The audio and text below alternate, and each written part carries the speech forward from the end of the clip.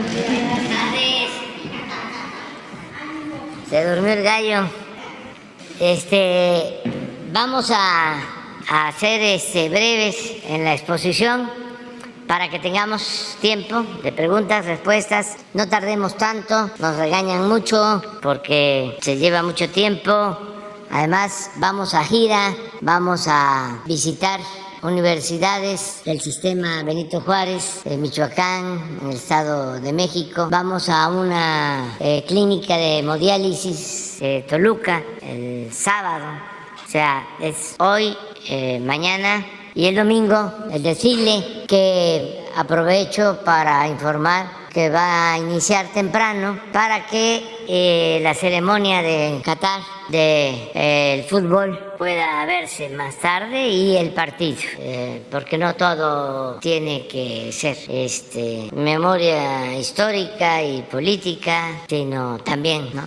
Recreación, deporte. La vida es afortunadamente muchas cosas. El 21 vamos a recordar aquí en Palacio los 100 años del asesinato de Ricardo Flores Magón. Acuérdense ustedes que cada año, para fortalecer nuestra memoria histórica, se dedica a un dirigente, a un héroe. El primer año fue dedicado a Emiliano Zapata, porque fue el 2019 y cumplía 100 años de su asesinato. Sí, fue el 10 de abril de 1919 en Chinameca. Lo traicionó Guajardo, militar. Luego lo dedicamos a Leona Vicario, una mujer independentista. Eso fue el 20, una mujer que luchó y aportó recursos para que triunfara nuestro movimiento de independencia. Compañera, esposa de Andrés Quintana Roo. Tercer año, 21, pues se conmemoraron los 200 años de la independencia, de la consumación de la independencia, que inicia en 1810, pero se consuma en 1821, la entrada triunfal del ejército trigarante a la Ciudad de México. Y al mismo tiempo fueron los 500 años de la batalla por Tenochtitlan, la invasión y la culminación con la batalla, la toma de los invasores a Tenochtitlan. Y ese año se lo dedicamos el 21 a Quetzalcóatl como símbolo. Este año está dedicado a Ricardo Flores Magón. De ahora que voy a informar, el día 27, ya vamos a dar a conocer una propuesta para el año 23. Entonces, el 21, que es lunes, vamos a tener aquí una ceremonia dedicada a Ricardo Flores Magón. Entonces, esa es la agenda que se tiene. Ya el día 23 llega el presidente Bori. Vamos a estar el martes en Manzanillo. Nos vamos en la tarde porque el 23 es el día de la Armada y se va a conmemorar en Manzanillo. Entonces, la reunión de seguridad y la mañanera se van a realizar en Manzanillo. De ahí regresamos porque a la 1:45 de la tarde tenemos la visita oficial del presidente de Chile. Entonces, ya eso es miércoles. Jueves también tenemos reuniones bilaterales con otros presidentes. El viernes 25 es la reunión de presidentes de países del Pacífico. Del 26 tenemos reuniones también aquí, ya nos salimos, que es sábado. Y el domingo, todos, todas y todos, a la marcha para festejar el avance de la Cuarta Transformación, porque debemos de sentirnos muy contentos. Es mucho lo que hemos llevado a cabo, desde abajo y con la gente. En este movimiento el protagonista principal es el pueblo, y lo que hemos logrado ha sido por la participación y el apoyo del pueblo. Como decía Juárez, con el pueblo todo, sin el pueblo nada. Entonces, a veces por la polémica, que es consustancial a la política, se olvida o se desconoce todo lo que se ha ido logrando. Entonces va a ser un informe amplio con el criterio de que breve y bueno, doblemente bueno, porque si no tardaríamos muchísimo. Tenemos realmente mucho que informar y muy bueno, todo. Nos sentimos orgullosos. Hay pendientes, pero se ha avanzado. Ya hasta parece que estamos al final de nuestro mandato y todavía nos faltan pues como 20, 21 meses. Se van a hacer todavía muchísimas más cosas, porque ya están sentadas las bases y ya nada más es consolidar lo realizado y seguir con la revolución de las conciencias. Informando, orientando, concientizando, organizando a los ciudadanos para continuar con la transformación y que no haya retrocesos, decían los liberales del siglo XIX, que no se debía permitir, fíjense la palabra, el término, el concepto, retrogradar. Por eso se habla de conservadores y de reaccionarios que quieren retrogradar, pero ya va a ser muy difícil. Sin embargo, pues hay que garantizar las libertades y el derecho a disentir y seguir adelante, porque México se está fortaleciendo por sus culturas, por su gente buena, trabajadora, por sus importantes recursos naturales. Hablábamos, ¿dónde hay una región con los mares tan bellos de la península de Yucatán, mar del Golfo, el Caribe? ¿Dónde? Puede ser que hay, pero en muy pocos lugares del mundo. ¿Dónde hay la flora, la fauna que hay en el sureste? Árboles de todas las variedades, pájaros, animales que solo existen en zonas bajas, en las regiones tropicales de México. ¿Y dónde hay, en qué lugar, una región con tanta riqueza arqueológica y cultural, artística, donde hay murales de 300 años antes de Cristo, como los de Calakmul? ¿En dónde? Del siglo VI de nuestra era, en Bonampak. Además, la historia de México, con todo respeto, ¿dónde están los Miguel Hidalgo? ¿Qué otro país? Los Morelos, los Juárez, los Madero, los Villa, los Zapata, los Ricardo Flores Magón, los Lázaro Cárdenas. ¿Dónde? Este es un país extraordinario, una cultura que viene de lejos, de grandes civilizaciones. Entonces, sí tenemos mucho que celebrar y por eso no está tan complicado el terminar de consumar la cuarta transformación de la vida pública del país. Y ahí vamos, adelante. Bueno, dijimos que no íbamos a tardar, pero vamos con la respuesta al basurero de las matas en Minatitlán, Coatzacoalcos y toda esa región.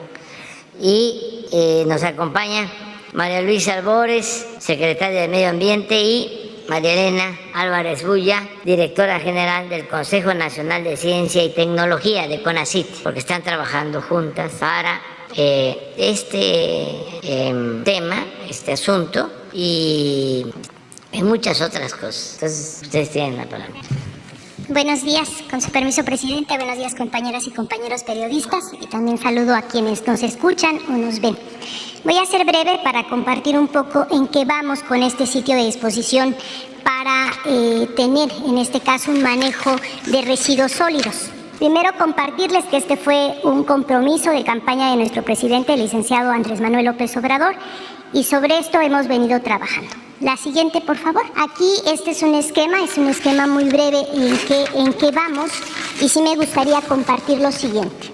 En el 97 inicia un depósito de residuos sólidos urbanos. Tenemos un problema a nivel de la basura de 3 municipios. Tenemos Cozoleacaque, Minatitlán y Veracruz, más de 500,000 de habitantes que viven en estos 3 municipios. Obviamente se generan muchos residuos sólidos y había sido un problema porque hablábamos de un tiradero a cielo abierto. En el 2019 hay trabajos de compensación, compactación y cobertura de residuos. Ya no se ve en sí el sitio como se veía. En 2021 ya hay recursos federales para poder hacer un trabajo. Compartirles que el planteamiento es, se hace un cierre ordenado de lo que es lo que era un basurero a cielo abierto, pero tenemos que contar con un espacio para hacer el manejo de residuos sólidos. Esto es importante porque muchas veces la población no quiere tener cerca un basurero que le sea un foco de contaminación.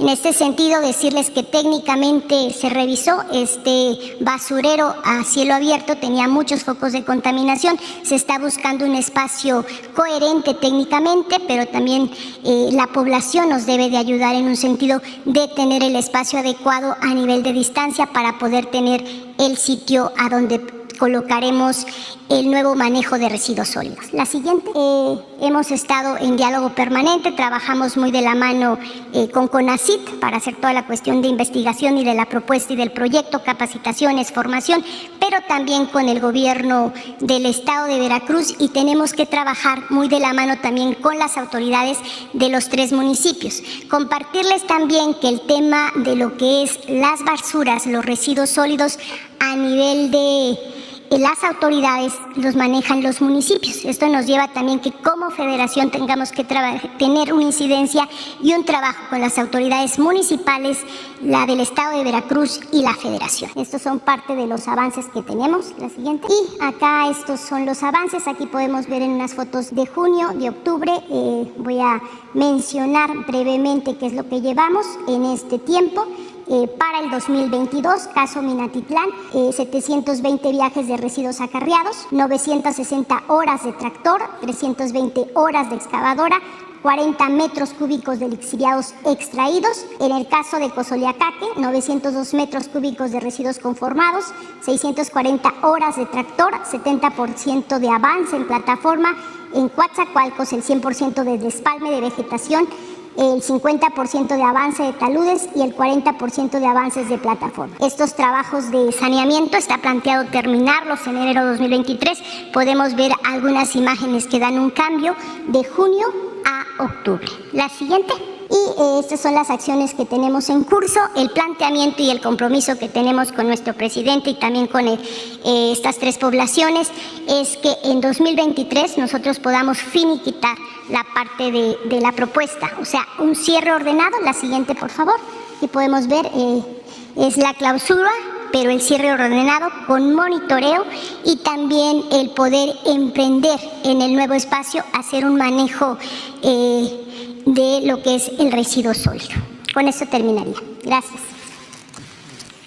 Pues nada más un llamamiento a los habitantes de estos municipios, Coatzacoalcos, Mina, Jaltipan, Cozoleacaque, Zaragoza, Nanchital, todos los municipios cercanos. Lo que aquí comentó María Luisa, lo más difícil es que se consiga un terreno y que la gente acepte que en su territorio, en su municipio esté el basurero, porque pues a nadie le gusta vivir cerca de un basurero, pero necesitamos tener un sitio para el manejo de la basura. Entonces, aun cuando esto es un asunto de los gobiernos municipales, es como los baches, que no tiene que ver de manera directa con el gobierno federal, pues sí es algo que preocupa a todos. Y al final de cuentas, ¿qué le importa a la gente? ¿Qué instancia de gobierno es responsable? Lo que la gente quiere es que se resuelvan los problemas, sea quien sea el gobierno, sea el municipio, sea el Estado, sea la federación. Es como los delitos. ¿Qué le va a importar a la gente si es del fuero federal o del fuero común? Ni se entiende, pero sí sabe el daño que causa un delito y sabe que tiene que ver con la autoridad. Entonces, pedirles que nos ayuden. Ya tenemos los recursos para comprar el terreno.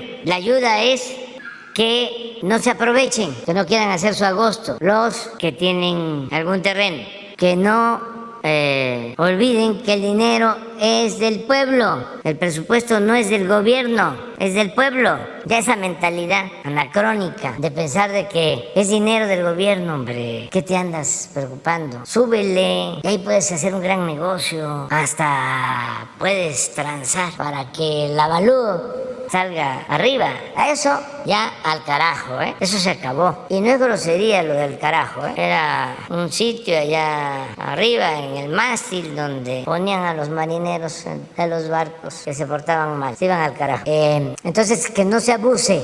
Segundo, hacemos el compromiso que en el municipio donde se permita tener este depósito de basura para el tratamiento de la basura, hablaríamos con el gobierno del Estado para que se firmara un acuerdo de mantenimiento permanente para que no se contamine, no se afecte, no haya malos olores, todo por lo que la gente no quiere, que haya un basurero. Y lo tercero, el gobierno federal se compromete a hacer una obra en ese municipio, lo que más se necesita, una necesidad sentida por la población. Se hace una asamblea y dicen, esta es la obra del gobierno federal, va a transferir los recursos, va a financiar la obra. Ese es el plan. Entonces, María Luisa, María Elena Álvarez van a estar pendientes y yo espero que pronto ya vengan a informarnos que ya está funcionando el nuevo depósito de basura o de tratamiento de basura en el sur de Veracruz. Hay otros casos, también me adelanto, en otros municipios, como recorro todo el país, pues me toca verlo. Aplicaría lo mismo, pero ya no es estar experimentando, ya es acción, ya no es teoría, ya no es escritorio, es territorio, es ir allá, ya está el terreno, llegar al acuerdo con la gente y ya que nos traigan el proyecto y nosotros ayudamos. Pero me encuentro mucha gente de muy buena fe con proyectos de gabinete, pero ya lo que necesitamos es acción, hechos, no palabras. Nada más ya nos falta mucho, muy poco, ya no podemos hacer compromisos que no vamos a cumplir. Y claro que hay un gran rezago en todo, pero ya empezamos y estoy seguro que va a haber continuidad con cambio y se van a seguir haciendo cosas. Entonces que tengan eso en cuenta. Los ingenieros que están invitados para el día de hoy, sí, se van a quedar aquí con ustedes, las dos secretarias, bueno, la directora del CONACYT, que es el equivalente a una secretaria y además una mujer muy inteligente y honesta, que la queremos mucho, y María Luisa, la secretaria de Medio Ambiente, ya platican, pero ya no estén pensando que van a venir a la mañanera a presentar el proyecto. No, ya no, eso no, ya es. ¿Qué hicimos? Ya está. Yo por lo general no estoy inaugurando obras. Me invitan. Ya terminamos la ampliación de esta carretera de Guadalajara a Colima, que significó hacer puentes y esto. Nada más estamos esperando que vaya y que corte. Nada. Ábranla. Para eso son los informes. Este realmente no es un informe, este es una celebración por los avances de la Cuarta Transformación. Pero aprovecho para decir pues todo lo que hemos llevado a cabo con la participación de toda la gente. Entonces quedamos en eso. Ahora sí vamos a preguntas y respuestas. No, la compañera, el compañero, dos. A ver, que nada más no se pasen de 15 días. Ese, aquí tiene meses. Tú, 3. Mujer, ya quedó ella. Tú, mujer, falta una mujer. Tú eres el 5 y tú el 6. Vámonos. Muy buenos días, señor presidente. Janet Galindo, del Grupo Transmedia La Chispa, Campeche, Quintana Roo, Yucatán, Ciudad de México, petrolera. Señor presidente, esta semana se dio a conocer una situación muy especial de personas detenidas que están traficando con piezas arqueológicas. No sé si usted tenga conocimiento de esto. Esto se dio en la Ciudad de México, pero ¿qué es lo que está pasando con estas personas? ¿Cuál es el proceso al que se les va a someter? Y también esto se sigue dando, bueno, en el extranjero. No sé cuál sería su opinión de esto. Hay un plan en el que participa la Fiscalía General, el INAH, la Secretaría de Cultura, a ver si un día vienen, porque se han recuperado miles de piezas arqueológicas, tanto en México como en el extranjero. Incluso como hay una campaña para no aceptar las subastas en el extranjero, ya hay coleccionistas, herederos de familias que se dedicaron a la colección de piezas arqueológicas que están donando esas colecciones. Le voy a pedir a Diego Prieto, a Alejandra Fraustro, que informen, que hay toda una campaña, incluso no solo para el rescate de estas piezas, el castigo a los que las venden, todo el tráfico de piezas arqueológicas, que es algo pues, muy lamentable, vergonzoso, porque fue al principio muy impulsado por las grandes potencias que saquearon pueblos. Una vez fui a Nueva York y fui a visitar unos claustros medievales. Me llamó mucho la atención porque se los trajeron de Medio Oriente casi completos. Y esto pasa en museos en Londres, en Francia. Ojalá y se devuelvan a sus pueblos, a sus países de origen, porque todo eso fue sustraído de manera ilegal. Es hurto, es robo, es saqueo. En el Museo de Arte de Nueva York están las piezas olmecas, pues posiblemente las más bellas del mundo. No están en Tabasco, no están en Veracruz, no están en el Museo de Antropología de México. Sí tenemos una colección sobre olmecas excepcional que anda por todo el mundo, pero hay mucho material, códices y piezas arqueológicas, documentos históricos en distintas partes. Y hay que seguir combatiendo este robo y protegiendo nuestro patrimonio. Entonces les vamos a invitar a la Secretaría de Cultura. Han hecho un buen trabajo, y la LINA. ¿No tienes alguna información fotográfica de recuperaciones de piezas? Porque esto es de los de las cosas que no se conocen mucho, que se han hecho, que antes no se llevaban a cabo. Y también saber a dónde regresan esas piezas que se recuperan y si en algún momento dado quedan expuestas a la visita del pueblo en general. Por lo general es salina y se exponen. Hay siempre exposiciones permanentes. Y hay más conciencia en el mundo acerca de la devolución de estas piezas. Hay policías como la italiana, carabineros, que ayudan. Y hay una subasta y van y piden papeles de dónde son las piezas, cómo se obtuvieron. Y hemos logrado que muchas las regresen o que no haya esas subastas. Se ha avanzado bastante. Y ahora con toda la exploración que se está haciendo en la región maya y en otros sitios arqueológicos, se están encontrando muchas piezas. Todo esto para fortalecer nuestra identidad, lo que hablábamos de la grandeza cultural de México. Más o menos para cuándo piensa que será posible la visita de estas autoridades. Pues yo pienso que en una semana, Ok. sí, que se preparen. Pero miren todo lo que hemos recuperado. Pero es bastante. Sí, de hecho se han frenado subastas en Europa.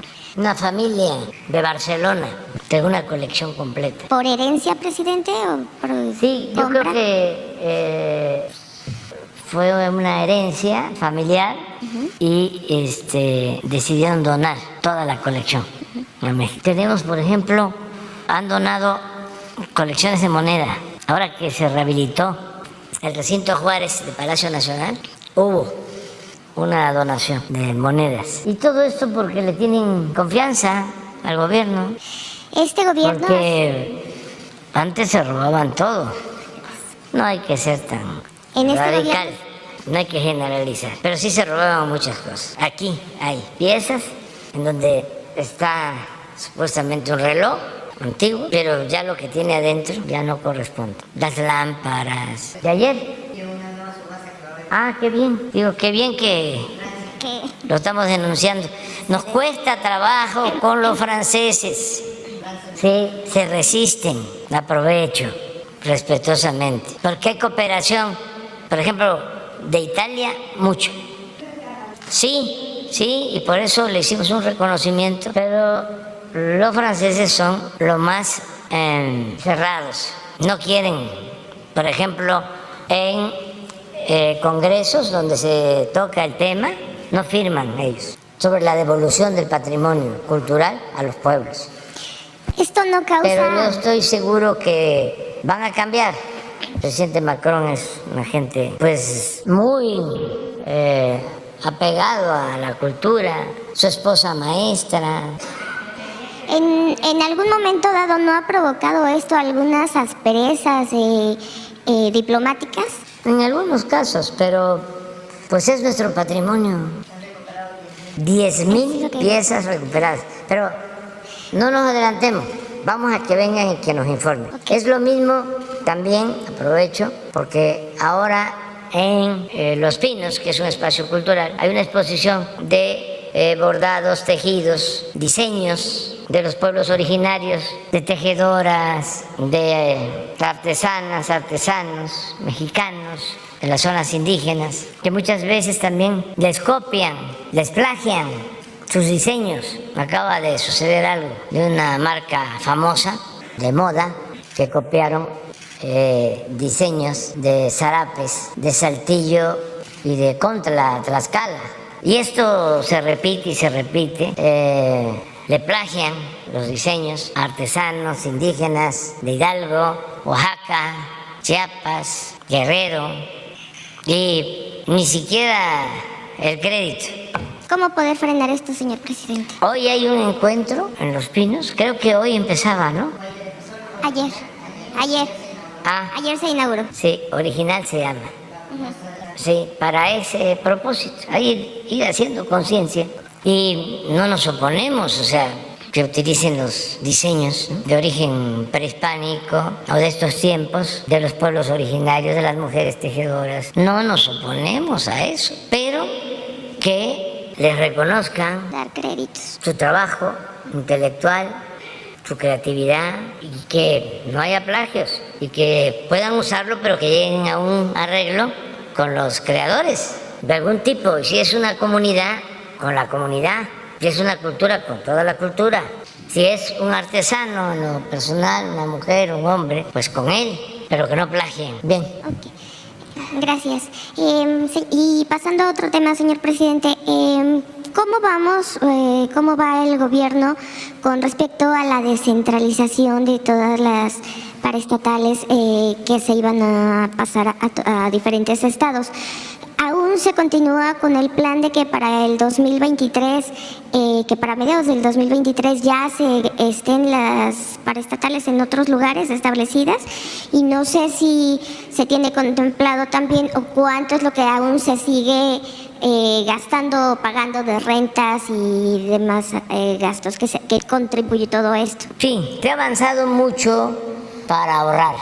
Hay un plan de austeridad, ya no es contratar edificios de lujo, ¿no?, para las secretarías, ya eso no se permite. Hay contratos que ya quedaron firmados y tenemos que cumplirlos, pero estamos buscando que ya eso se termine. Logramos cerrar muchas oficinas que habían en el extranjero. Todavía hay muchísimas residencias del gobierno de México en el extranjero. En París, me decían, 3 casas grandísimas del gobierno de México, 2 ocupadas, 1 desocupada. Ya estamos viendo todo eso porque era mucho el derroche. Yo una vez les comenté de que fui a una de estas corredurías que me invitaron en Nueva York, una calificadora, una financiera importantísima.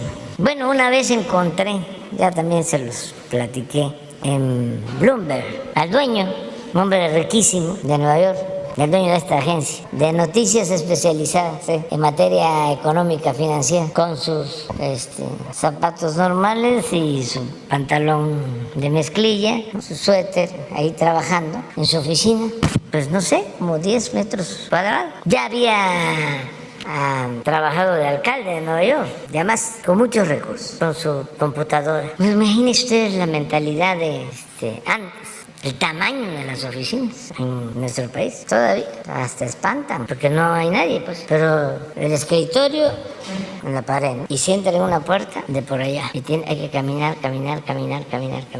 hasta donde esté el funcionario, para hacer sentir el poder. Eso yo no sé de dónde es, de dónde heredamos eso, todos esos gastos superfluos, la parafernalia del poder. Entonces todo eso lo estamos eliminando, pero todavía nos falta. Y lo que planteas, estamos comprometidos en la descentralización y todavía no hemos cumplido, nos falta. Pero sí, esperamos que ya el año próximo ya se puedan dar más resultados. Al día de hoy se cuenta más o menos con un aproximado de cuánto es lo que se ha ahorrado. Muy poco. Y cuánto es lo que se ha beneficiado. Tú dices de la descentralización. Y la descentralización. Muy poco, como un 20%. Por ejemplo, ya el doctor Alcocer sí está en Guerrero, ahí trabaja el secretario de Salud. La secretaria de Energía ya está trabajando en Villahermosa. Otros ya han avanzado. Aquí Medio Ambiente ya tiene oficinas, pero todavía falta. En Mérida, Cultura tiene oficina en Tlaxcala, pero falta. Falta que se vaya Agricultura, tiene ya algo. A Ciudad Obregón, Sonora, ya se tiene algo de la Secretaría de Turismo en Chetumal, pero no. Vamos a seguir avanzando en ese propósito y no gastando en oficinas lujosas y utilizar las oficinas que se tienen. No puede ser que lo que hablábamos de París, 3 casas más la embajada, que no se pueden 2. Todo eso hay que irlo revisando. Es que es mucho, es que había mucho desperdicio, mucho gasto superfluo, mucha prepotencia, era muy oneroso todo. Pensaban que ese era el poder, que esa era la autoridad, y hasta complejos, ¿no?, eso de tener un avión de tanto lujo en un pueblo con tanta pobreza. Entonces eso no debe de dejarse de aplicar el criterio de que no puede haber gobierno rico con pueblo pobre. Llegaban esos tecnócratas siempre que había una crisis a decir, ni modo, es muy doloroso, pero hay que apretarse el cinturón. Muchísimas gracias, señor presidente. Le apretaban el cinturón al pueblo y ellos, como la canción de mis tiempos de opositor, porque ahora ya me volví, ya lo dije, fresa, ya me estoy hamburguesando. Por eso la marcha, para no olvidar de dónde venimos.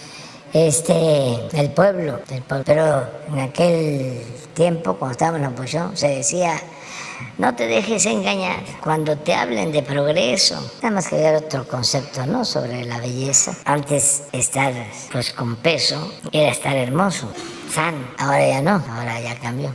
Y bien que cambió. Pero se decía: no te dejes engañar cuando te hablan de progreso, porque tú te quedas flaco y ellos aumentan de peso. Pero hay que seguir con la austeridad. A ver. Presidente, buenos días. Pedro Villecán, el periódico El Universal. Presidente, preguntarle, ¿cuál es ayer lamentablemente hubo un accidente en Aguascalientes donde fallecieron 5 personas, cayó un helicóptero, entre ellos el titular de seguridad. ¿Cuál es el informe que se tiene en el Gabinete de Seguridad sobre este hecho? Pues nada más que se presentó esta desgracia, muy lamentable. Ya ayer expresé mis condolencias a los familiares, los que perdieron la vida, a sus amigos, a los servidores públicos, al gobierno de Aguascalientes. Y ahora corresponde hacer la investigación sobre lo sucedido, actuando con mucha responsabilidad. En una primera instancia tiene que recoger evidencias, los elementos fundamentales, la Fiscalía del Estado. ¿Qué es lo que están haciendo? Revisando todo. Porque en las redes se habló de disparos y de varias cosas. Sin embargo, hay quienes sostienen que no sucedió nada de eso y no se puede hacer un juicio sin tener elementos, sin tener pruebas. Es algo delicado.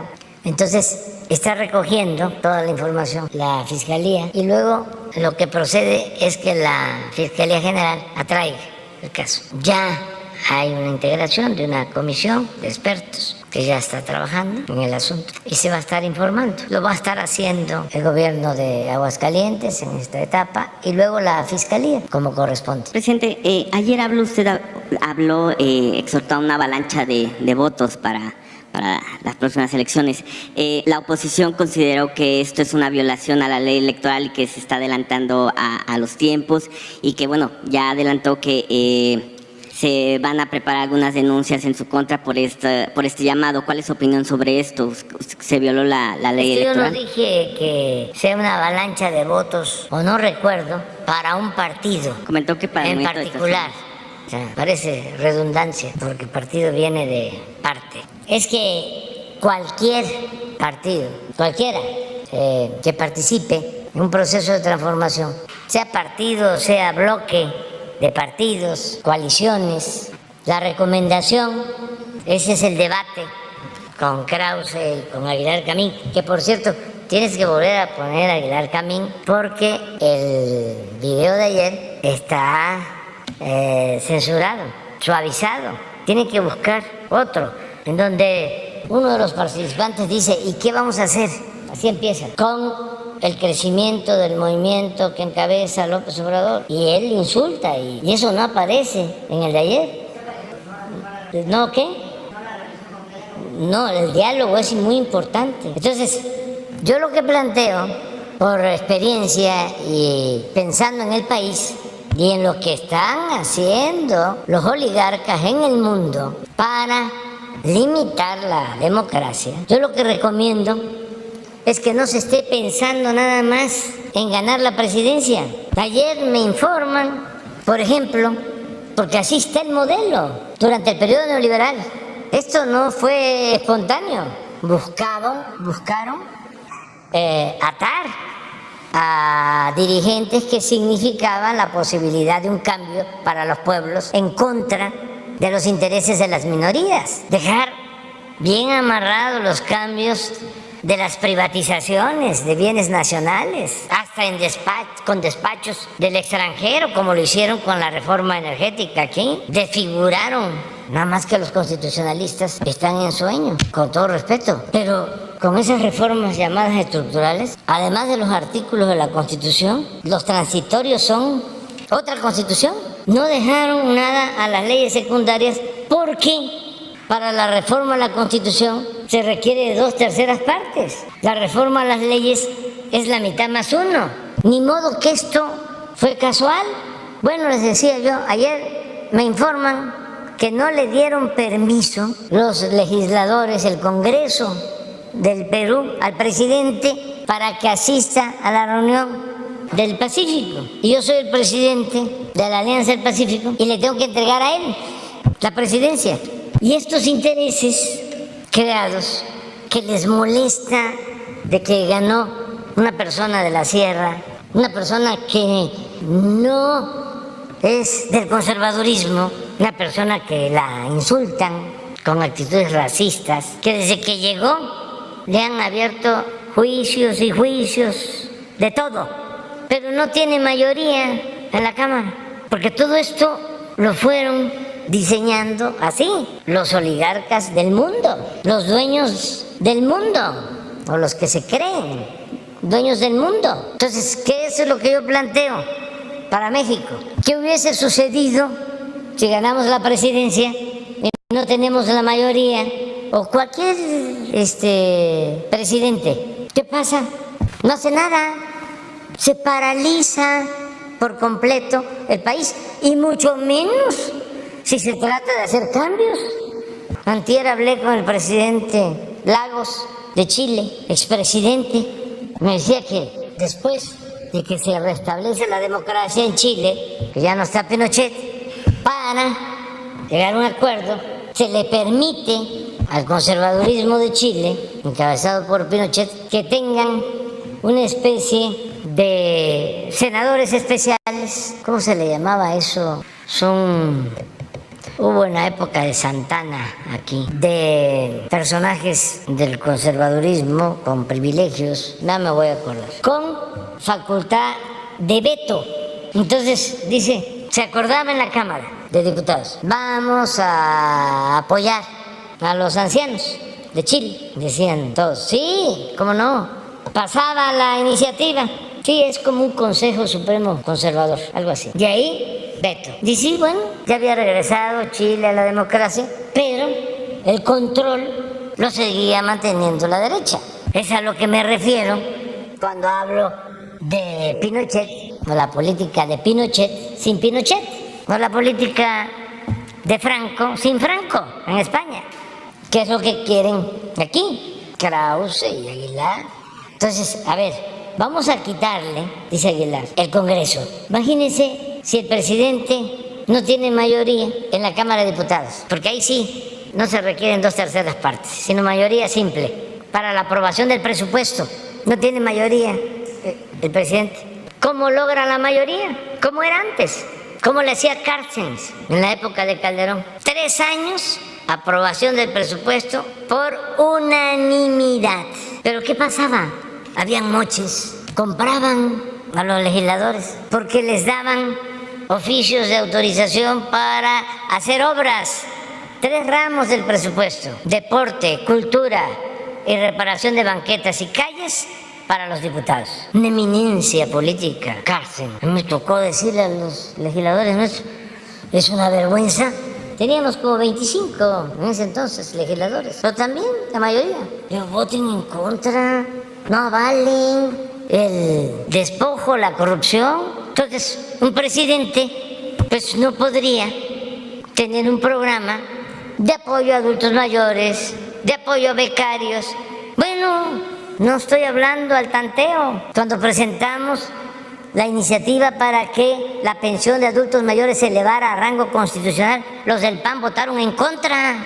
¿Ustedes creen que estos conservadores mantendrían los programas de apoyo a adultos mayores, las becas, la pensión para discapacitados? Me acusaron ahora, como lo están pensando, porque una candidata del PRI y también del PAN, de Hidalgo, para la gobernatura, dijo que iba a quitar el programa de adultos mayores, que ni le corresponde porque es un programa federal y que el dinero debería de utilizarse para otras cosas. Entonces, para transformarse requiere no solo votar por el presidente, del partido que sea. Si se le va a dar el apoyo, pues que sea completo, porque si no, va a estar de florero, de adorno, de pelele, de títere, nada más por la parafernalia del poder.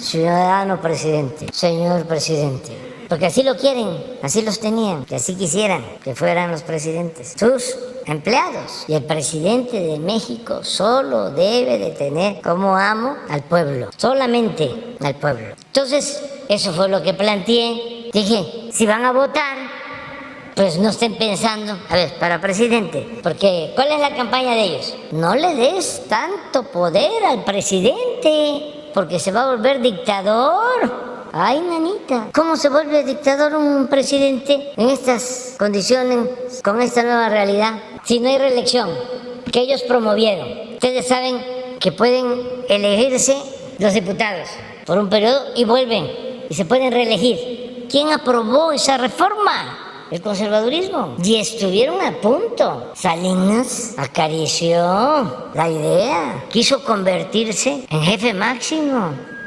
Más que todo le salió mal, empezando porque se le reveló, él dice que lo traicionó, Zedillo. Pero sí estaban pensando en eso, porque sí tienen ese pensamiento, no tienen verdadera vocación democrática. Entonces, no hay reelección y no va a haber, porque esa es parte de nuestra historia, de la historia que ellos querían ya borrar. Por eso hablaban del fin de la historia. Pero ¿cómo vamos a hacer a un lado el lema maderista, sufragio efectivo, no reelección? Si costó 1 millón de vidas y no fue hace siglos, apenas hace un siglo, poco más de 100 años.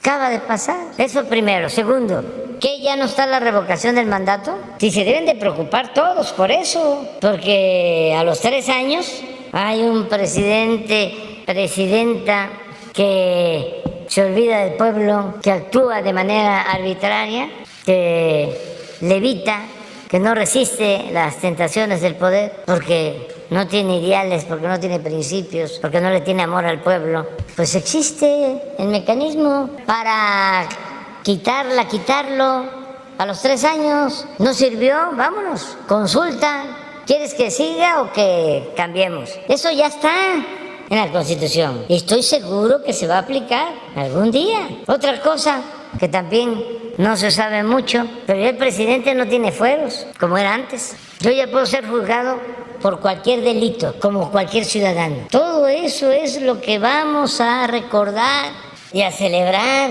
el 27 en la marcha a las 9, cuarta transformación. Marcha del Ángel al Zócalo, es el movimiento de todas, de todos los mexicanos, y lo hemos hecho con mucho esfuerzo, y desde hace tiempo ya se nos adelantaron muchos que estuvieron con nosotros. Pero ¿cómo no vamos a conmemorar este 4º aniversario de la transformación? A ver si ya tienes lo de Aguilar. No. Hay una parte, disculpa que sí. Jesús es que ese es el problema, que son tan eficientes. ¿Quién les manda a ser tan buenos? Es que esa mesa es la que me respalda, me ayuda. Es donde hay una parte donde de inmediato hay un señor ahí, puede ser un intelectual, yo no lo conozco, que él dice, ¿y qué vamos a hacer hacia adelante? Es antes de las elecciones del 21. Y ahí entra Aguilar, pero lo que pusieron de Aguilar de ayer no es lo que expresó tal cual. O repítanlo. Nada más Aguilar. Mire, sí. A ver. Bienvenido, Héctor. Si quieres ¿oíste, Héctor, lo que dije hace rato? No habías entrado, ¿verdad? No había entrado, Rudy. Pero si me...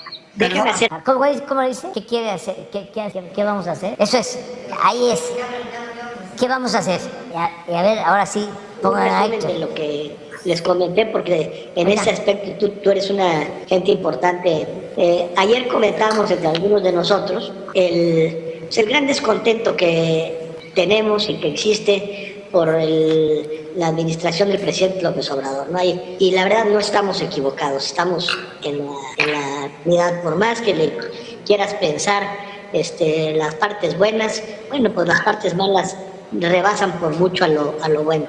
Pero lo que decíamos aquí, ¿cómo le hacemos nosotros los chavos de 75 años para hacer que este descontento se permee hacia las clases populares, a las clases que tienen 30 y 40 millones de votos, a las que hay que hacerles entender las equivocaciones y los errores del presidente. Ese es el resumen, Héctor, de lo que hace un momento estábamos comentando, y estábamos pensando que cada semana como que nos dejáramos una tarea. Es lo que propuso Alejandro Hostos, que me parece muy cuerdo, que nos dejáramos una tarea para un tema, hablamos un rato de cha-cha-cha y de cotorreo y jajaja, pero un rato también de algún tema en el que todo el mundo nos metamos, y durante una semana tenemos tiempo para más o menos prepararlo, para dar opiniones al respecto. Eso era. ¿Puedo yo? ¿Puedo? Escuché. Adelante, Héctor. Sí. Bueno, me parece muy buena idea esta de poner un tema, ¿no? Y traerlo más o menos pensado. ¿Qué hacer para que esto llegue a la inmensa mayoría del país? No, yo no lo sé. Lo que sí sé es esto, que este gobierno tiene totalmente perdido el pleito en lo que durante la época de Fox se llamaba el círculo rojo. Lo tiene totalmente perdido. A ver, párale. Es interesante eso. Este gobierno tiene perdido lo que antes se llamaba círculo rojo. Círculo rojo es élite. O sea, nosotros no podemos con la élite, que eso es un error. Quizá en la cúpula, sí, ahí está muy difícil. Pero hay muchos empresarios inteligentes, muchos. Y si se incluye el círculo rojo, intelectuales también, de investigadores también, periodistas también, la llamada clase política. Pero digo, él ya pontifica y dice, tienen perdido el círculo rojo. No es así. Claro, puede haber hipocresía. Yo les pregunto, porque tengo comunicación constante con los empresarios, y les pregunto cómo les va. Y la mayoría me dicen, muy bien. Bueno, por algo México es de los países más atractivos para la inversión en el mundo. Y ahí están los datos. Pero bueno, esa es la primera parte. Segunda, a ver, sigue. Hay un análisis de prensa nacional o internacional que defienda lo que está haciendo. Muy cierto, muy cierto. No hay un análisis de prensa nacional e internacional que defienda lo que está haciendo. Totalmente de acuerdo. Ahí estamos en franca desventaja, como se diría en el béisbol. Ahí perdemos por paliza. Lo hemos dicho aquí, de 95 comentarios, no, de 98. Digo, de 100 comentarios, 98 en contra, 2 a favor. Y es en México y en el extranjero. Es Washington Post, el New York Times. Ahora con la marcha, todos ellos. La gran prensa mundial. Eso es cierto, ¿eh? Síguele. 2 o 3 o 4 que intentan fallidamente apoyar, y muchos de los apoyadores abiertos han desaparecido. Bueno, ¿esto qué quiere decir? Esto quiere decir que fatalmente, por los caminos más complejos que puedan imaginar o por los más simples, eso que está en el círculo rojo, tarde o temprano se vuelve lugar común en el círculo verde. No hay nada. Fatalmente. Todos nos vamos a volver fifís. Ya, todos, fatalmente. ¿Eh? Estamos hablando del ideólogo de Salinas de Gortari y luego de Zedillo. Todo esto es muy bueno para los jóvenes. Adelante. O sea, el círculo rojo, más temprano que tarde, ¿sí?, va a ampliarse y va a llegar a lo que llaman el círculo verde, que es el pueblo raso. Y todo va a ser círculo rojo. Todo va a girar acorde con el pensamiento neoporfirista o conservador. Vamos adelante. No hay nada de lo que llevó a López Obrador a la victoria: corrupción, inseguridad y honestidad. Nada que no hubiera sido unas cuantas presencias en el círculo rojo que se fueron profundizando a partir de Calderón con la violencia, a partir de Peña con la corrupción. Primero fueron las críticas en el círculo rojo y luego eso se volvió un lugar común para todo el mundo. Eso va a suceder aquí también, porque ha sucedido sistemáticamente. O sea, yo soy esto que estamos soy como Calderón y como Peña, ¿no? Entonces, como con Calderón y Peña había corrupción, se empezó a expresar en el Círculo Rojo, ¿sí? Y luego eso cundió y llegó al Círculo Verde, a todo el pueblo. Y eso es lo que va a pasar, según él, con nosotros. Adelante. Viviendo esto que está pensando y viendo Reforma, esto que está pensando y viendo la gente pensante del país, las calificadoras, los analistas económicos, La los gente diarios internacionales. pensante, el Reforma, la gente pensante del país, las calificadoras, claro, organismos financieros internacionales. Síguele. Esto se va a volver parte de la visión común de los mexicanos. Se va a generalizar la crisis. ¿Cuánto tiempo va a tardar esto? Bueno, no lo sabemos, pero es muy posible, es bastante seguro incluso, que esta crisis brutal que viene vaya a acelerar eso. Lo vaya a acelerar de una manera extraordinaria, en el sentido de que va a haber una enorme cantidad de gente necesitando cosas del gobierno sin que el gobierno voltee a verlas. Lo estamos viendo ya. El gobierno no voltea a ver a los que han perdido empleo e ingreso en estos 2 meses. Está viendo solo a sus clientelas que ya tenían su dinerito que les da. ¿Quién sabe cuánto les da y cuánto les llega? Pero a los únicos que ven es ahí. Y ahí está el pronóstico, ¿no? No va a tardar. ¿Esto cuándo fue? Esto fue como a finales del 20. Sí. 23 de mayo del 20. ¿Cómo estamos ahora? Hace 2 años. Ya tardamos, ya no se le cumplió su pronóstico, pero síguele. Entonces, el tema es cómo se organiza esto políticamente para que tenga una consecuencia en quitarle poder. Porque mientras no le quitemos poder, realmente la cosa no va a mejorar desde el punto de vista de nuestra presencia como ciudadanos. Bueno, yo creo que no hay más que caminos institucionales para esto y que hay que confiar en eso, porque mi idea es que si la democracia lo trajo a López Obrador, la democracia es la que lo debe de moderar. Y esto pasa por las instituciones, y pasa por 2 instituciones fundamentales. Una es la Suprema Corte de Justicia de la Nación. Yo les aconsejaría no dar por vencida a la Corte ni por capturada a la Corte. El escándalo de inconstitucionalidad de este gobierno no lo habíamos visto nunca. Todas y cada una de las leyes que este gobierno ha puesto, las importantes, están bajo querella constitucional. Todas, cada una, todas. La ley de remuneraciones, la ley de administración pública, la ley de Guardia Nacional, la ley de... Todo es cierto, ¿eh? La ley de remuneración. ¿Qué es la ley de remuneración? ¿Sí? Que se cumpla con el artículo 127 de que nadie gane más que el presidente de la República. Pero fue impugnada en el Poder Judicial y hubo amparos.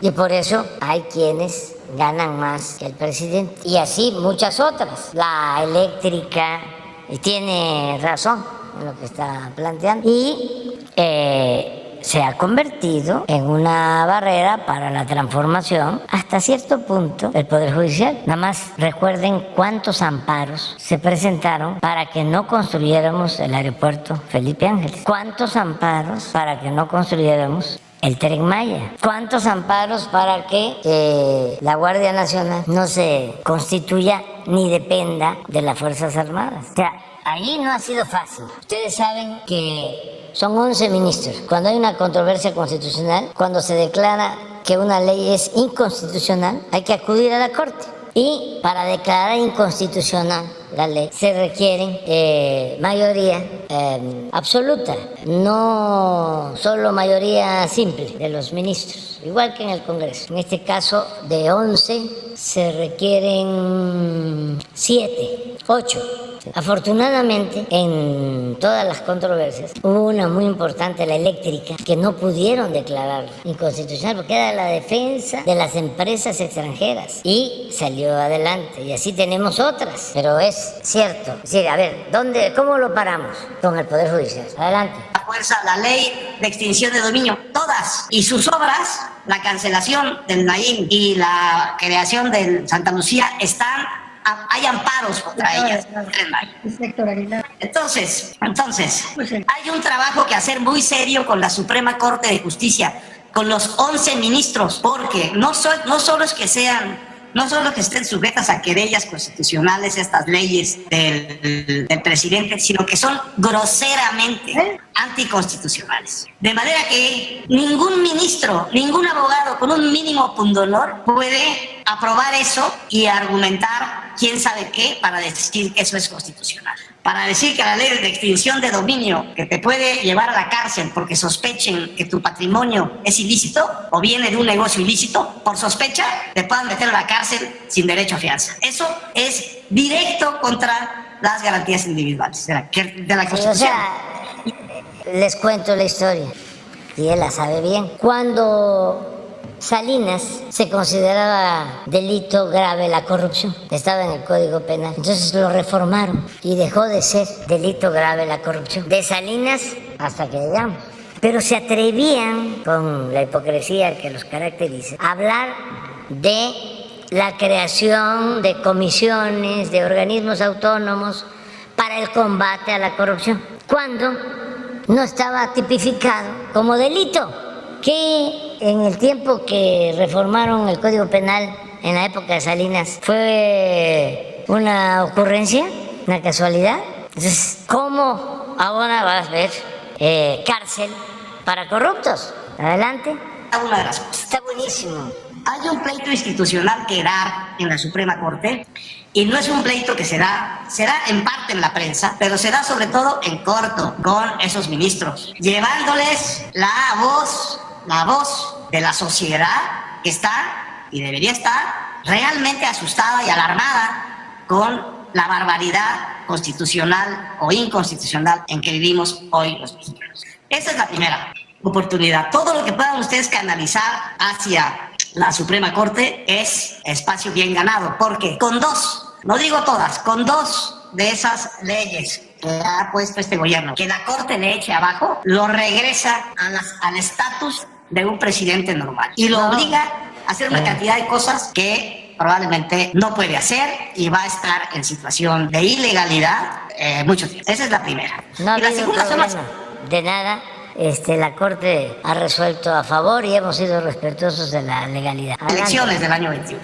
En las elecciones del año 21 hay que ganarle todo lo que se pueda, pero sobre todo, ya lo habíamos hablado, la Cámara de Diputados, porque en la Cámara de Diputados es donde está el único poder real que este señor ejerce y sabe ejercer, y ejerce sin ninguna cortapisa, que es la asignación del presupuesto. Entonces, en esas elecciones de 21, que son todas elecciones locales, no son elecciones nacionales, son todas elecciones locales, las van a ganar candidatos locales o a perder. Esas elecciones tienen que ser unas elecciones de la sociedad mexicana frente a Morena. O sea, el presidente... Ganarnos las elecciones del 21 para quitarnos la mayoría en la Cámara de Diputados, porque la Cámara de Diputados tiene como facultad exclusiva la aprobación del presupuesto. Entonces, si nos ganaban la mayoría, nos quitaban el presupuesto. Ese el planteamiento, esa era la estrategia. Imagínense ustedes a una gente, una familia de un pueblo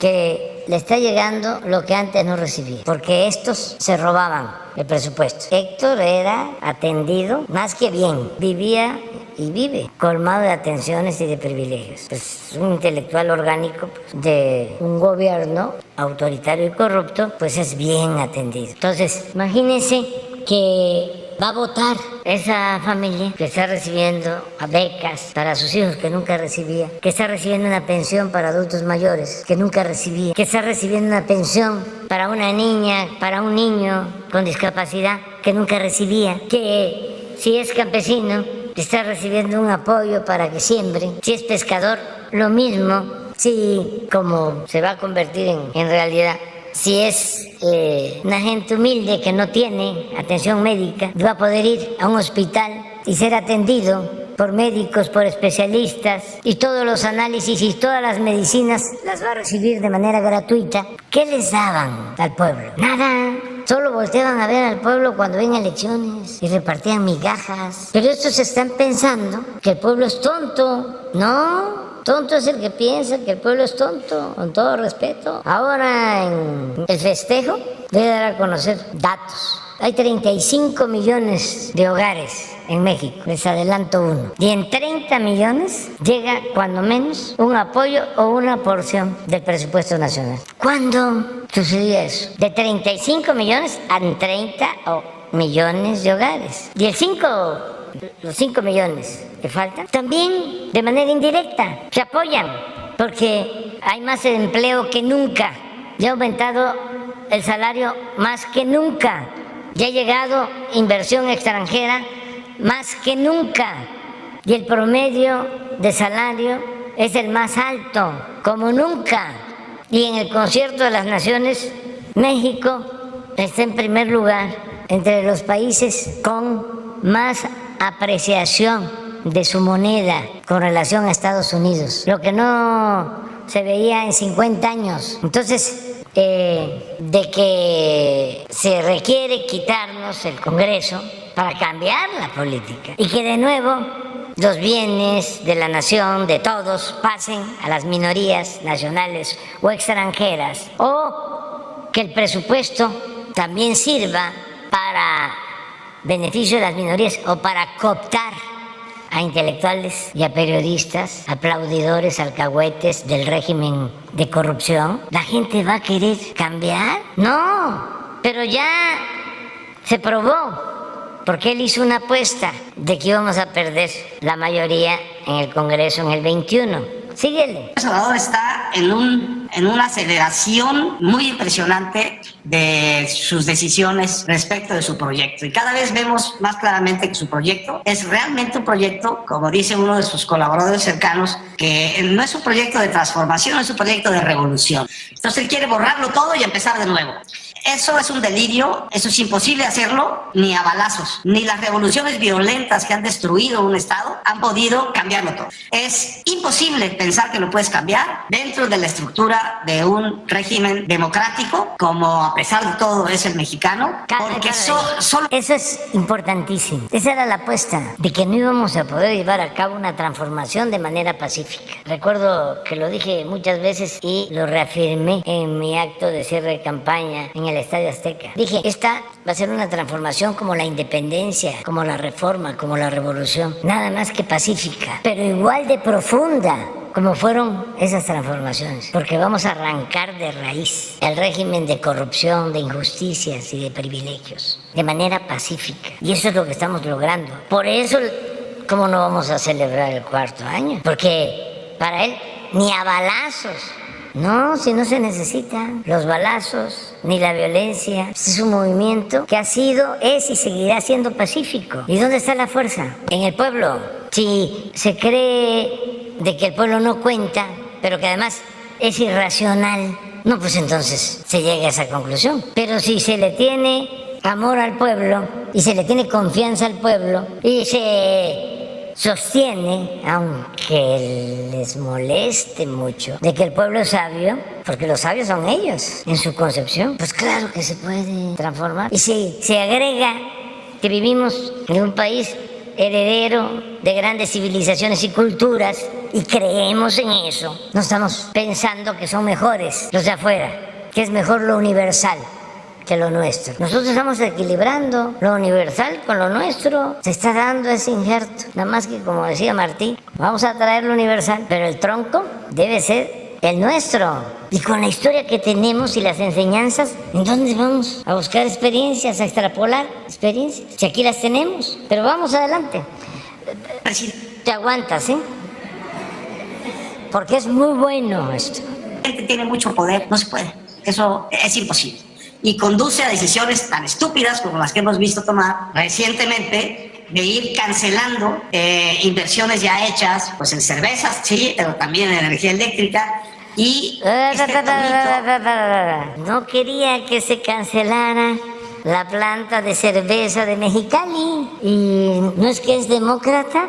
Se hizo una consulta en Mexicali y la gente dijo no, porque no hay agua. Y la cerveza que iba a utilizar el agua de Mexicali era para exportación, toda la cerveza para exportación. Somos el país del mundo, esta es información general, que más exporta cerveza y tenemos regiones en donde no hay agua. ¿Y qué es más que nada la cerveza? Agua. Entonces, adelante. De que ahora, ¿qué es lo que vamos a hacer con los ricos? Bueno, espero que los ricos entiendan ya, a partir de este tonito y de estas decisiones, que la respuesta que dan las revoluciones a la pregunta ¿qué vamos a hacer con los ricos? Es muy simple y es siempre igual en todas. En la Revolución Francesa, en la soviética, en la china, en la mexicana, en todas. Primero los usas, luego los expropias y luego los desapareces. Ahí está. A ver, repites. Es buenísima. Fíjense la fórmula que se aplica en todos lados. ¿Qué hacemos con los ricos? A ver. Y luego los desapareces. No, antes. Revolución Francesa, en la soviética, en la china, en la mexicana, en todas. Primero los usas, luego los expropias. ¿Los expropias? Y luego los desapareces. Y luego los desapareces. Eso es lo que hacen las revoluciones con los ricos. Entonces, yo quisiera que tomemos nota de que estamos frente a un proyecto revolucionario y que cuando uno entiende eso, todas las estupideces que hace adquieren una lógica impecable. Él quiere que este país esté jodido y empobrecido para poderlo gobernar. Es lo que quiere. Es lo que quiere. Y eso uno lo tiene que concluir porque es la evidencia 1 más 2 más 3 más 4 más 5. Está equivocado, profundamente equivocado. ¿Va a perder? Yo creo que va a perder. Porque lo que eso va a hacer, eso sí que va a dividir a la sociedad y va a poner de un lado a ese gobierno con todos sus poderes y sus clientelas y del otro lado al resto de la sociedad. Léanse un artículo que va a publicar mañana Luis Rubio, que siempre ha sido muy escéptico. Una gente muy progresista, de avanzada, del periódico Reforma, pero léanse el artículo. Adelante. De estas cosas, en donde plantea eso. Dice, bueno, esto ya llegó al tema de una disyuntiva. O gana el proyecto retro y autoritario del gobierno, o la sociedad se organiza y le da una salida a este asunto. Entonces, no hay salidas fáciles, no hay salidas rápidas, pero hay salidas institucionales y hay que organizarse en torno a eso. Veo que Ricky subió una petición que estaba muy bien hecha de revocación de mandato ya para López Obrador. Yo creo que no es el momento de la revocación del mandato ya para López Obrador, porque en este momento te lo podría ganar. Y podrías estarle dando a él un instrumento político que le urge tener en este momento. En cambio, si lo dejamos para el año 22 como está planteado institucionalmente, así está en la ley, así está acordado ya. Entonces lo que vamos a tener tenemos un momento institucional de presión sobre la Corte, tenemos unas elecciones intermedias en 21 en donde hay que derrotar a Morena y a López, y luego en el 22, muy probablemente, si perdió las elecciones del 21, estará tan jodido todo el país, porque no se va a recuperar muy rápido, que probablemente pierda también la revocación de mandato por pendejo y por popular. De manera que aquí hay un problema de timing. ¡Aplauso! A eso es que se refieren, o sea, porque esa es su estrategia de ellos. Yo no estoy pensando, desde luego, en la reelección. Yo me retiro, me jubilo a finales de septiembre, pero sí me importa mucho México, mucho. Y me importa mucho también el que continúe el proyecto de transformación, que no haya retrocesos, que no regresen estos, porque son muy corruptos, saqueadores, y además le tienen un profundo desprecio al pueblo. Entonces, es una simple recomendación para cualquier partido. Si van a apoyar al presidente, a la presidenta, candidato de cualquier partido, piensen también que en un verdadero sistema democrático existe el poder legislativo y existe el poder judicial, no solo el ejecutivo como era antes, de que el poder de los poderes era el ejecutivo. Entonces, sí se necesita, cuando se vaya a votar por cualquier partido, por cualquier coalición, si lo que se busca es llevar a cabo un proyecto, el que sea, que no se olviden que ese proyecto puede transitar si cuenta con el apoyo del Congreso y también del Poder Judicial. Si no es así, es dejar, como ellos lo planearon en el periodo neoliberal o neoporfirista, al presidente como un florero, como adorno, un empleado de la oligarquía, que no les va a cobrar impuestos a los potentados, a las corporaciones, que le va a cobrar el impuesto al pueblo, en donde van a seguir manteniéndose los privilegios y van a seguir profundizando las desigualdades. Unos cuantos, una minoría, con todos los privilegios, con toda la acumulación posible del capital, de la riqueza, de una mayoría cada vez más pobre. Entonces, ¿qué se requiere? La transformación. ¿Y qué es la transformación? Pues tener un gobierno que garantice las libertades, que haga valer la democracia. ¿Qué es la democracia? Lo hemos dicho miles de veces, pero esa no es la concepción de ellos. Demos es pueblo, Kratos es poder, es el poder del pueblo. No, para ellos es Kratos sin demos, poder sin pueblo. Y la distribución del ingreso, la distribución de la riqueza. ¿Cómo vamos a vivir en un país con tanta necesidad, con tanta pobreza? Además, de manera injustificada, solo por la corrupción. ¿Y por qué de manera injustificada? Porque México es uno de los países con más recursos naturales del mundo. Nada más que por la corrupción, en vez de avanzar, se retrocedía y se beneficiaban unos cuantos. Una mafia de poder. Tenían tomado el gobierno. Decía Tolstoy, un gobierno que no procura la justicia, así un Estado que no procura la justicia, no es más que una banda de malhechores. Esos son los que quieren regresar. Nosotros también queremos regresar, pero lo que se robaron. Que regresen lo que se robaron. Los análisis, las negociaciones en la posición para una candidatura común para el Estado de México, se aseguran que no quieren que, gane Delfina Gómez en el Estado de México. Pues, ¿cuál es su opinión? Y por último, ¿cuál es su pronóstico de asistencia para la marcha del próximo 27 de noviembre, en la marcha que encabezará? Y si ya se tiene también una fecha para la reunión que sostendrá usted aquí en la Ciudad de México con Joe Biden y Trudeau, el presidente de Canadá. Todavía no hay fecha, pero sí va a haber un encuentro, una llamada cumbre de América del Norte, nada más que todavía no se define la fecha, si va a ser en diciembre o en enero. Lo de la marcha, están todos invitados, ayúdenme, corran la voz, no es fácil comunicar, a veces pensamos que ya todos están informados y no. Ayúdenme, que todo el que esté informado, informe, que todos nos comprometamos a informar, que cada ciudadano sea un medio de información y decirles que va a ser un festejo. Son los avances de la Cuarta Transformación. Por ejemplo, esto que no les funcionó, pues es para festejar, porque la apuesta era, aquí vamos a perder el Congreso y que luego me iban a revocar el mandato. Y ya no salió. Desde luego, tienen todo su derecho a continuar con esa estrategia, ¿no? Y hay que respetar a todos, pero vamos bastante bien. Ya fue mucho hoy, todavía vienen como 3 actos más. Ahora, vamos. Gracias, señor presidente. Buenos días para todos. Soy José Antonio Morales, de Grupo ASIR. Panorama informativo. Retomo el tema de ayer. Se planteó en este espacio la pregunta de si usted estaba enterado en el sentido del cambio de políticas por parte de la SEP para que ya se pueda evaluar a los estudiantes desde el tercer grado de primaria y hasta la secundaria, porque eso había efectivamente tenido una pausa por la pandemia. Pero aquí nos contestó usted en ese tema que no había información en ese sentido. Después me fui a buscar a la secretaria de Educación. Leti nos confirma exactamente lo contrario, que sí ya hay un acuerdo, que ya se diversificó en todas las entidades, de hecho no solo en 5, y que tendrá que aplicarse a partir del 1 de diciembre. En pocas palabras, aunque la secretaria decía que no querían ver el hecho de que pudiera reprobarse a los jóvenes, en términos prácticos es así, no se les puede evaluar y pueden acreditar o no el curso para seguir el próximo año escolar.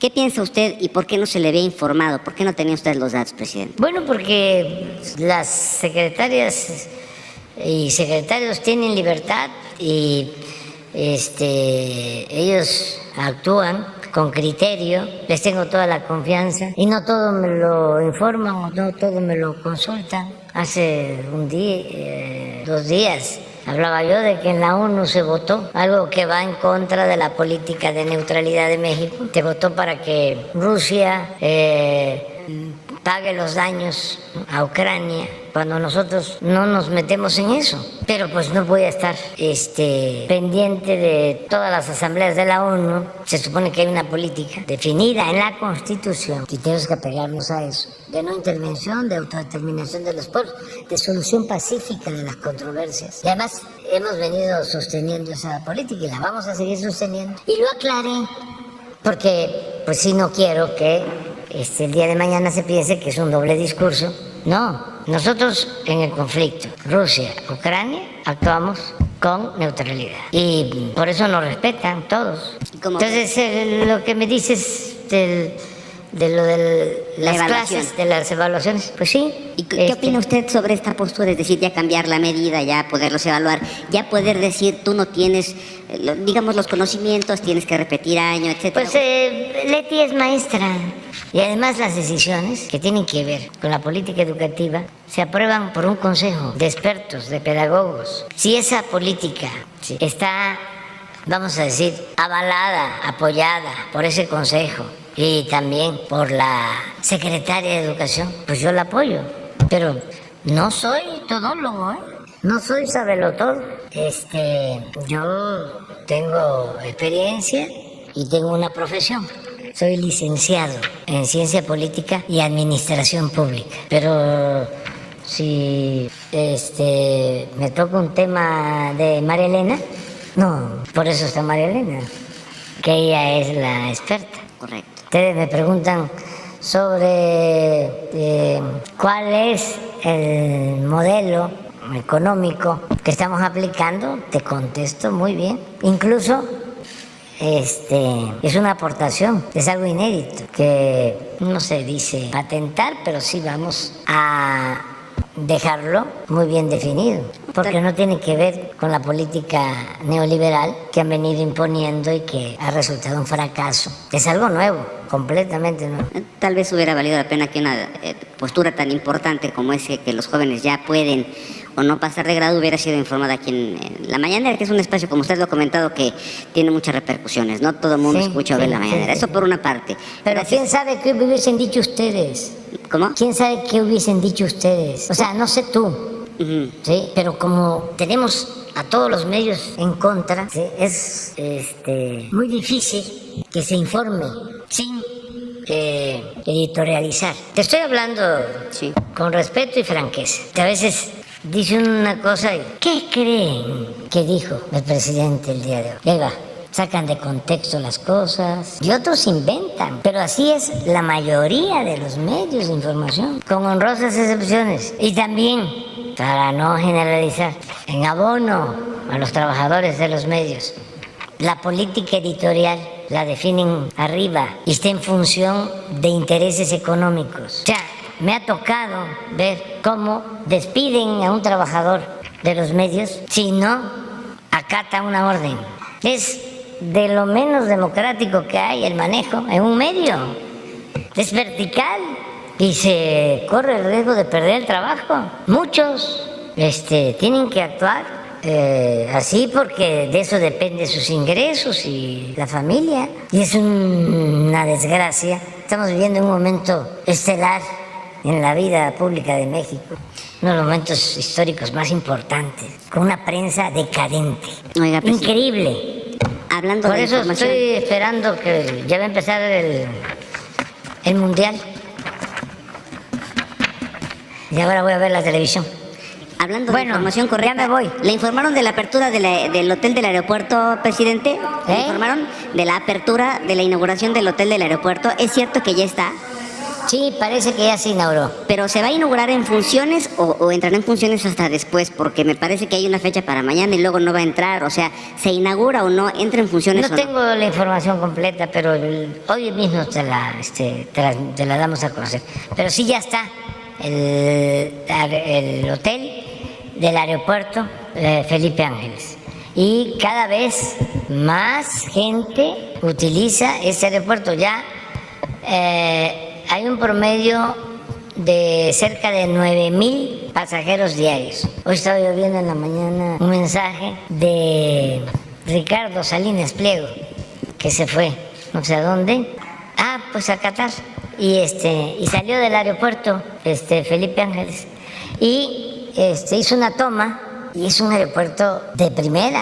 Ojalá y los conservadores vayan y que no se crean eso de que es la gran central avionera de México. Cosas de ese tipo. Además, que no se enojen tanto, ni mucho menos que hagan coraje y que abandonen el odio y que se apueste al amor al prójimo. No hay que odiar. Eso es amargura, eso es alejarse de la felicidad. Hay que ser feliz. Hasta se decía antes, al mal tiempo, buena cara. Entonces, que vayan a la marcha el 27, para que vean cuánta alegría del pueblo. Nada de, ya estamos a punto de ser como Venezuela. Se está destruyendo el país. El INE no se toca. Ni más es indio patarrajada, naco. O sea, ¿qué es eso?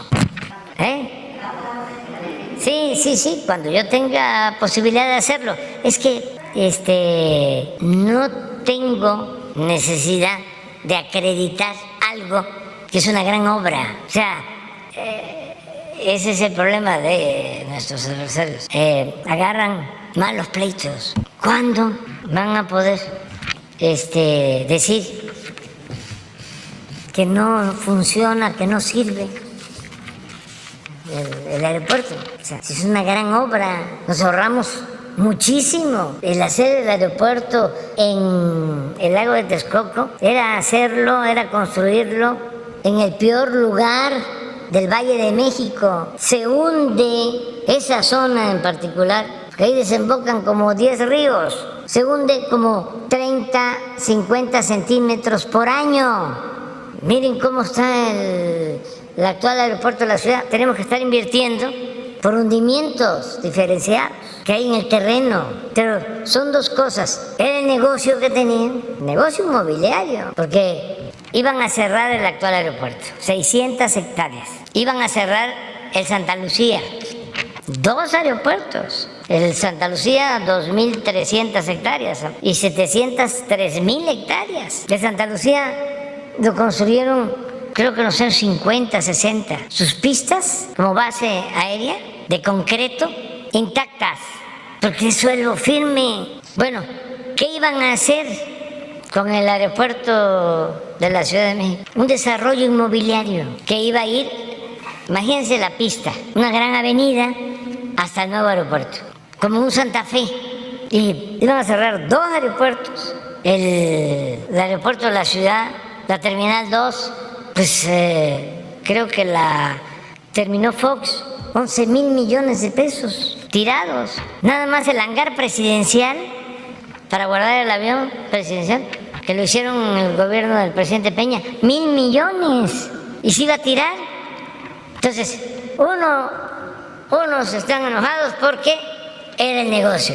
Y los otros porque pues los engañan mucho, los engañan y no son capaces de rectificar. No saben que es de sabios cambiar de opinión, no rectifican, caen en la autocomplacencia. Y ahí están. Pero ellos que sigan su camino, pero sus hijos, los jóvenes, ya ven que en la familia, en todas nuestras familias hay quienes piensan distintos, hay que hablarle a todos. Estoy seguro que familias de las Lomas, incluso esposos, yo me doy cuenta de que voy a algún lado y el señor, la cara dura, y la señora va y me saluda. Y muy bien, ¿cómo está presente? Bien. Qué bueno que existe esa pluralidad, que no todos pensemos de la misma manera. Esa es la libertad. Y ahora sí ya me voy. Dios.